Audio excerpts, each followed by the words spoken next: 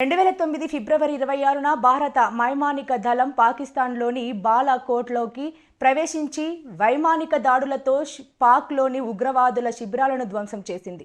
దీంతో ఫిబ్రవరి 27న పాకిస్తాన్ వైమానిక దళం జమ్మూ కాశ్మీర్లోకి చొరబడి భారతదేశంపై వైమానిక దాడులకు పాల్పడింది. 5 ఏళ్ల క్రితం ఇదే రోజున సిఆర్పీఎఫ్ కాన్వాయ్ జమ్మూ శ్రీనగర్ జాతీయ రహదారి గుండా వెళుతోంది. సైనికులు ఉన్న ఈ కాన్వాయ్లో అధికంగా బస్సులు ఉన్నాయి.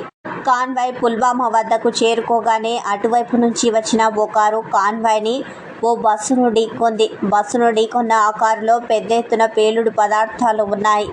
దీంతో వెంటనే పేలుడు సంభవించింది. ఈ ఘటనలో 40 మంది సిఆర్పీఎఫ్ జవాన్లు వీరమరణం పొందారు. దీనికి ప్రతిస్పందనగా భారత వైమానిక దళం దాడులు చేపట్టిన సమయంలో భారత్కు చెందిన యుద్ధ విమానం MiG-21 పాకిస్తాన్ సైన్యం దాడికి గురై అక్కడే పడిపోయింది. ఈ నేపథ్యంలో పాకిస్తాన్ సైనికులు MiG-21 పైలట్ అభినందన్ వర్తమానాన్ని పట్టుకున్నారు. 2019 మార్చి 1న అమెరికాతో పాటు ఇతర దేశాల ఒత్తిడి మేరకు పాకిస్తాన్ సైన్యం అభినందన్ వర్తమానాన్ని విడుదల చేసింది. పుల్వామా ఉగ్రవాది అనంతరం భారత్ అప్పటి వరకు పాక్తో ఉన్న అన్ని వాణిజ్య సంబంధాలను రద్దు చేసుకుంది. ఫలితంగా పాకిస్తాన్ ఆర్థికంగా తీవ్రంగా నష్టపోవలసి వచ్చింది.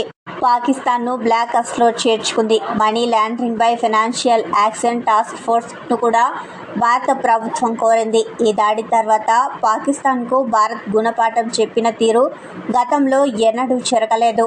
పుల్వామా దాడికి ప్రతీకారం తీర్చుకునే దిశగా పాక్పై భారత్ కఠిన చర్యలు అవలంబించింది. సర్జికల్ స్ట్రైక్ రూపంలో 5లు తీర్చుకుంది. పాకిస్తాన్లోకి ప్రవేశించిన భారత సైన్యం పాక్ ఉగ్రవాద స్థావరాలను ధ్వంసం చేసింది. ఇంతకీ 5 ఏళ్ల క్రితం ఫిబ్రవరి 14న పాక్ ఎటువంటి దాడికి పాల్పడిందో, దానికి భారత్ ఎలా ప్రతీకారం తీర్చుకుందో ఇప్పుడు ఒకసారి గుర్తు చేసుకుందాం.